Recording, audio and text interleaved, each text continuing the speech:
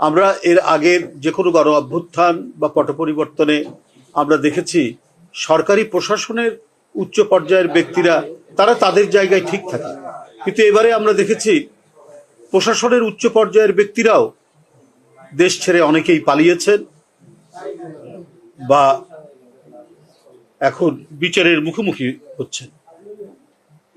এই যে হওয়াটা, এটা কেন? কারণ গোটা রাষ্ট্রকে দলীয়করণ করা হয়েছে, গোটা জাতিকে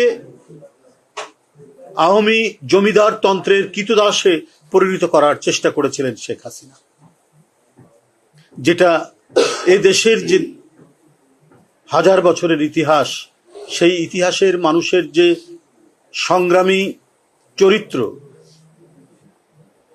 নিজেদের টিকে থাকার জন্য তাদের যে সংগ্রাম, তাদের যে যুদ্ধ, সেই ঐতিহ্যের ধারক বাহক তো আমরা এ জাতি।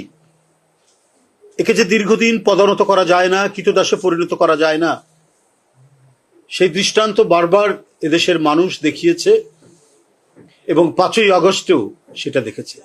শেখ হাসিনা, তার আওয়ামী লীগ, তার আত্মীয় স্বজন সবাই ভেবেছিল এই জমিদার তন্ত্রে তারা চিরকালীন, তারা চিরদিনের জন্য এখানে অবস্থান করবেন, আর এই জমিদারির যে খাজনা উঠবে সেই খাজনাতেই তারা সুখে শান্তিতে দেশে বিদেশে তারা কাটিয়ে দেবেন। সেক্ষেত্রে যখন ইচ্ছে হবে কারো সম্পত্তি লুট করবেন, সেটা এই সমস্ত অন্ধ স্বৈরাচার বুঝতে পারে না, ফ্যাসিস্টরা বুঝতে পারে না। যখন হুড়মুড় করে পড়ে গেছে তখন তারা দিশেহারা হয়েছে। তখনও উপলব্ধি হয়েছে কিনা আমি জানি না, কারণ এখনো আমরা যে বার্তাগুলো পাই বিভিন্ন দেশ থেকে, তারা যে কথাগুলো বলছেন, তারা তাদের হারানো লুটের রাজ্য ফিরে পাওয়ার জন্য এখনো বার্তা দিচ্ছেন। সেখানে নবায়নযোগ্য জ্বালানি, আমরা যে কার্বন পুড়িয়ে যে জ্বালানি, সেটা আমাদের পরিবেশকে নষ্ট করছে। সেখানে কিভাবে পরিবেশকে সংরক্ষণ রেখে, পরিবেশকে টিকিয়ে রেখে, টেকসই রেখে যে নবায়নযোগ্য জ্বালানি, সেই জ্বালানির ব্যবস্থা করার কথা তিনি বলেছেন। সাংবাদিক বন্ধুরা, আমাদেরকে এমন একটি রাজনৈতিক ব্যবস্থায় উপনীত হতে হবে যেখানে বিচার বিভাগ হবে স্বাধীন, কারো মুখাপেক্ষী নয়। আইনের শাসন থাকবে কোনো দলীয় শাসনের অধীনে নয়, এটা প্রকৃত অর্থেই আইনের শাসন থাকবে। এবং আরো যে অঙ্গীকারগুলো যেটা করেছেন, যেটা সত্যিকার অর্থেই আমাদের দেশে মানুষের চিন্তায় নতুনভাবে এটা কাজ করছে, যে দ্বিকক্ষ বিশিষ্ট আইনসভা এবং প্রধানমন্ত্রীর স্থায়িত্বকালের যে সর্বোচ্চ সময়সীমা, এসব বিষয়গুলো তার বক্তব্যের মধ্যে দিয়ে প্রতিনিয়ত প্রতি সময় তিনি বলছেন যে বিএনপি যদি ক্ষমতায় আসে তাহলে কোন কাজগুলো তিনি করবেন। সেই কাজগুলোর মধ্যে এই কথাগুলো তিনি বলেছেন। আপনারা জানেন যে এদেশে ক্ষমতার দ্বন্দ্ব এবং ক্ষমতা ধরে রেখে টিকিয়ে রাখার জন্য যে রক্তাক্ত পরিস্থিতি সৃষ্টি আমরা দেখেছি, সেইখানে এই যে কথাগুলো, প্রধানমন্ত্রীর স্থায়িত্বকাল এবং কতদিন একজন প্রধানমন্ত্রী থাকবেন, সে বিষয়টি তিনি স্পষ্ট করে এই কথাগুলো বলছেন। দ্বিকক্ষ বিশিষ্ট পার্লামেন্টের কথা বলছেন, আইনসভার কথা বলছেন। তো সবকিছু মিলিয়েই আমরা একটি উজ্জ্বল ভবিষ্যতের দিকে, আমরা যে নতুন যে আলোর দিগন্ত রেখা আমরা দেখতে পাচ্ছি, সেই দিগন্ত রেখার দিকে আমাদেরকে এগিয়ে যেতে হবে। কারণ চক্রান্ত তো আর থেমে থাকে না, ষড়যন্ত্র থেমে থাকে না। আমাদের এই সুস্থির এবং সাবলীল অগ্রযাত্রার পথে অনেক অন্তরায় তৈরি করতে পারে এবং তৈরি হচ্ছে।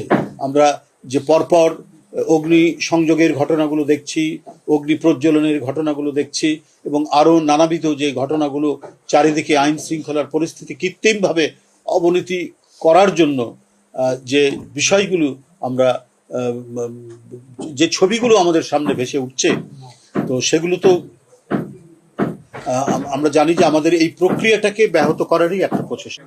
সাংবাদিক বন্ধুরা, যাই হোক, আমি যে কথাগুলো আপনাদের সামনে বলছিলাম, যে এই এই বিষয়গুলো অনেক, আমি বলেছি যে দ্বিমত, ডিবেট, বিতর্কর মধ্যে দিয়েও কিন্তু যারা রাজনীতিতে সক্রিয় এখন, তারা প্রায় সবাই এবং অনেকেই একমত হয়েছেন জুলাই সনদের মধ্যে যে অঙ্গীকারগুলো করা হয়েছে সেই অঙ্গীকারগুলো বাস্তবায়ন করার জন্য, এবং জুলাই সনদের মধ্যে বিস্তারিত যে বিষয়গুলি বলা হয়েছে, যেটা এর আগে কখনো এত বিস্তারিতভাবে, এত বিশদভাবে এই মানে জনগণের সপক্ষে যে কাজগুলো করা দরকার, একটি সত্যিকারের গণতান্ত্রিক রাষ্ট্র এবং সমাজ গড়ে তোলার জন্য যে কাজগুলো করা দরকার, এবং আমরা একটি গণতান্ত্রিক সমাজ বলতে কি বোঝায় সেই বোঝানোর জন্য যে যে শর্তগুলো পূরণ করা দরকার সেগুলো জুলাই সনদের মধ্যে রয়েছে। এখানে হয়তো নোট অফ ডিসেন্ট আছে, আরও দ্বিমত আছে, কিন্তু মোটা দাগে তো সবাই এটাকে মেনে নিয়েছেন, এবং এটার এখন বাস্তবায়ন নিয়ে যে কথাগুলো হচ্ছে এটাও একটা সুরাহা হবে। তবে একবারই আমি আগেও বলেছি, পয়েন্ট অফ নো রিটার্ন যেন না থাকে। আমরা ক্রমাগতভাবে আলাপ আলোচনার মধ্যে দিয়েই আমাদেরকে এগিয়ে যেতে হবে, এবং একটা অবাধ সুষ্ঠু নির্বাচনের বিষয় আছে সামনে, এবং সব কিছুকেই আমাদেরকে সুস্থিরভাবে করে আমাদের যে প্রধান যে আমাদের অর্জন, যে গণতন্ত্রকে আমাদের টেকসই করা এবং গণতন্ত্রের ধারাবাহিকতাকে অক্ষুণ্ণ রাখা। কোনো নির্বাচনে যাতে কেউ বলতে না পারে নির্বাচন কারচুপি হয়েছে বা নির্বাচনে অন্য কিছুর হস্তক্ষেপ হয়েছে।